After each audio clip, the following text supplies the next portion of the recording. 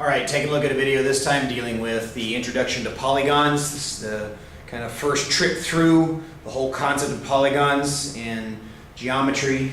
We're going to take a look at what polygons are and what they are not. Take a look at names for them. We'll take a look at the concept of regular polygons. You see regular polygon, it needs to mean something very specific to you every time you see that word.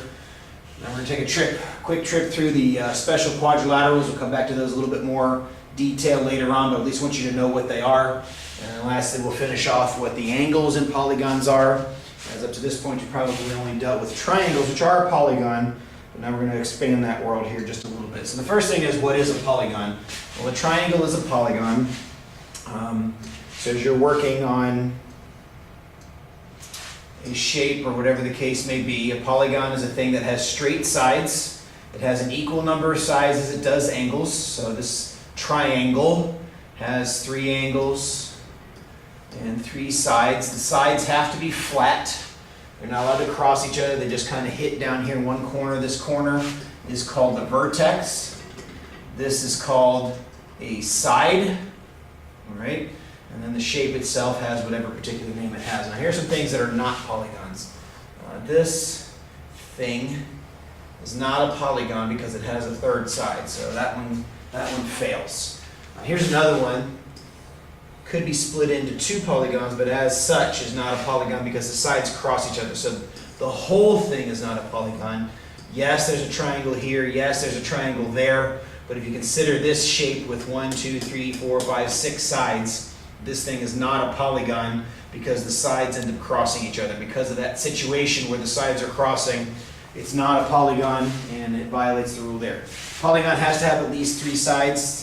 3 sides is the minimum number you have. You try to draw a straight side and then another straight side. There's no way to get it to come back. So 2 sides is not enough, 1 side is not enough. But once you reach 3, you can then start adding sides on forever, however far you want to go with it. Those things are all polygons. These are all polygons down here. The 2 here, these are not polygons. This one because it has a curved side. This one because it crosses. Let me show you one more. If it doesn't complete itself, like that's not a polygon because it's not closed. So this fails to be a polygon because it's got a missing open side no matter how far apart those are. Those corners have got to be able to come together in order for it to actually be a polygon. All right, so that's what a polygon is and is not. So the next thing is names. I'm not going to give you names forever, but we want to give you a set that typically are used in life. A couple of these are probably a little bit beyond what you normally see, and a few of these we don't see very often. So we'll go up through 12. Right, so the first one that has 3 sides, it is called a triangle. If it has 4 sides, it is called a quadrilateral. Lateral means sides, quad means 4, so quadrilateral means it has 4 sides. Triangle, tri means 3, angle is angle, so 3 angles, it's a triangle. Here's one we have in real life, the pentagon. We have a building in the United States named after that because of its shape. 6 is a hexagon.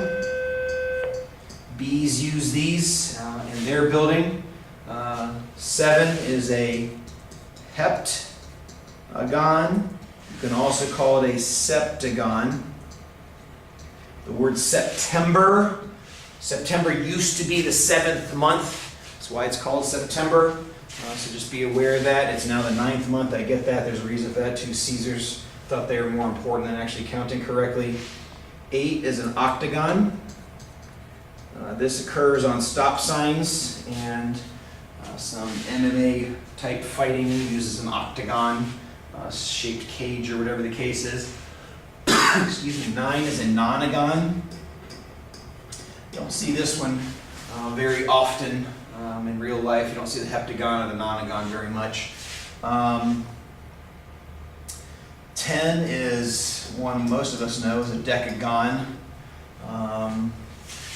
Just reminding you of this, October used to be the 8th month, octagon, now it's the 10th month now. November That same root word has 9, deca. December used to be the 10th month until the two Caesars, Augustus and Julius, July and August, got inserted in the middle of all that. 11 is a hen decagon. Hen is in the chicken, and then thrown on the front of decagon. And then 12 is doe decagon. So maybe that means like 2 plus 10, 1 plus 10 is where those names come from. All right, so those are the names of your polygons. As they get more and more sides, they're kind of really hard to draw. I'm good up through about hexagons. When I get a hexagon out, and by the way, a hexagon doesn't have to be necessarily like that. You can do things like this. Extend one of the sides is still a hexagon, even though it does some of these silly things like that. And that brings us to two other vocabulary words, and I'll go ahead and do it on this slide. You have convex, and you have concave. Convex is like these two things down here. Convex means that the shapes or the corners all point out. So all the corners on the inside are less than 180 degrees. Less than 180 degrees, less than 180 degrees. Concave means there's a little cave in. It caves in. Your interior angles, you have a small angle here, a small angle here, and a small angle here. But this angle on the inside is bigger than 180 degrees. That means it's a reflex angle on the inside. Concave. Another way to think about concave is that there's a cave, so there's a little place for you to hide. So convex is what we normally deal with. All the corners are pointing out, like this arrow is pointing out. This one, the arrow is pointing in, so that makes it concave. You won't use concave a whole lot. Convex is normally what we deal with. These are convex hexagons.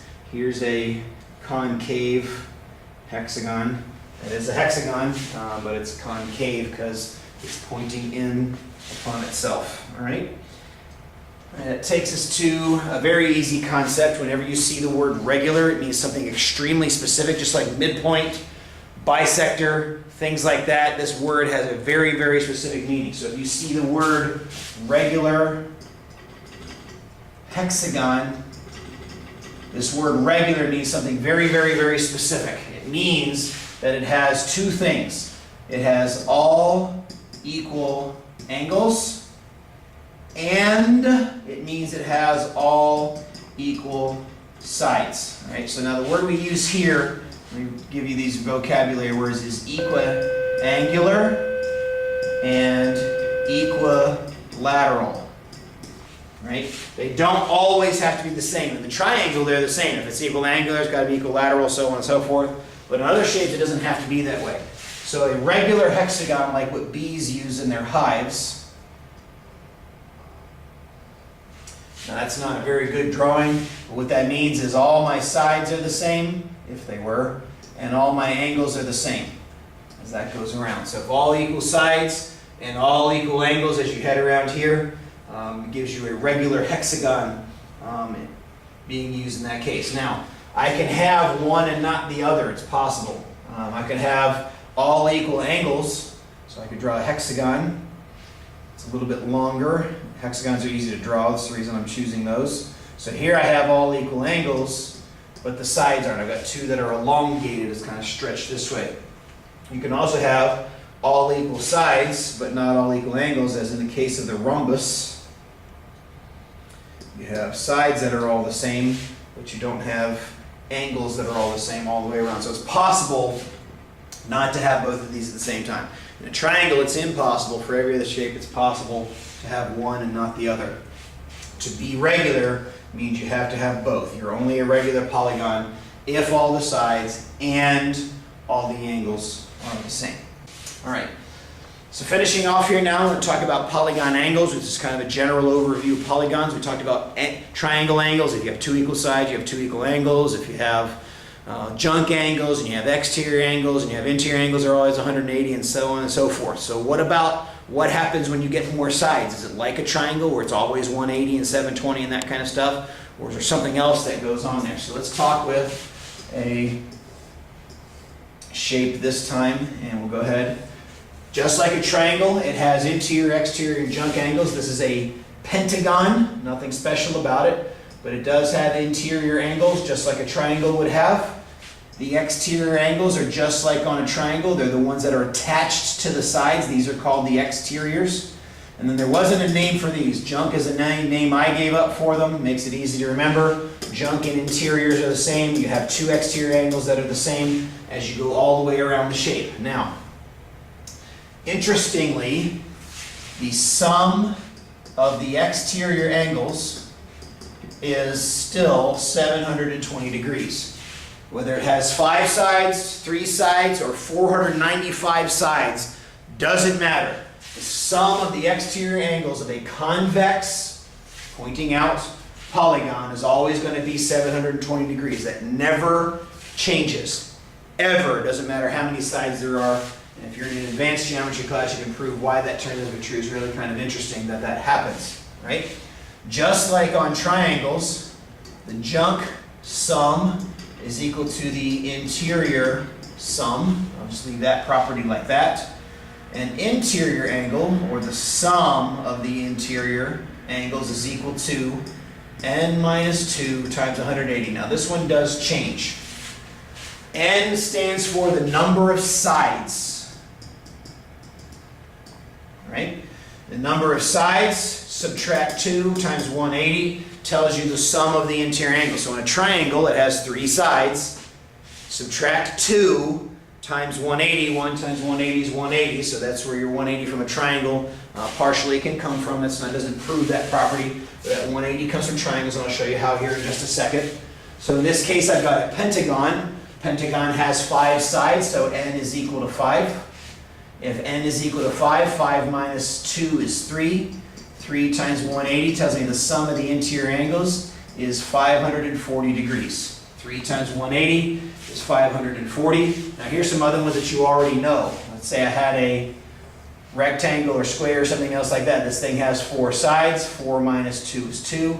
2 times 180 is 360 degrees. The sum of the interior angles is 360 degrees. Now there's a reason for this, why it's multiplied times 180. Let me draw you a shape that's not quite so complicated. So let's say I've got a, we'll go with pentagon here. If from one of the corners I divide the shape up into little triangles, like so, you'll notice this triangle, its angles are here, here, and here. This triangle is here, here, and here. And the last triangle is here, here, and here. Those are the same as the interior angles of the shape.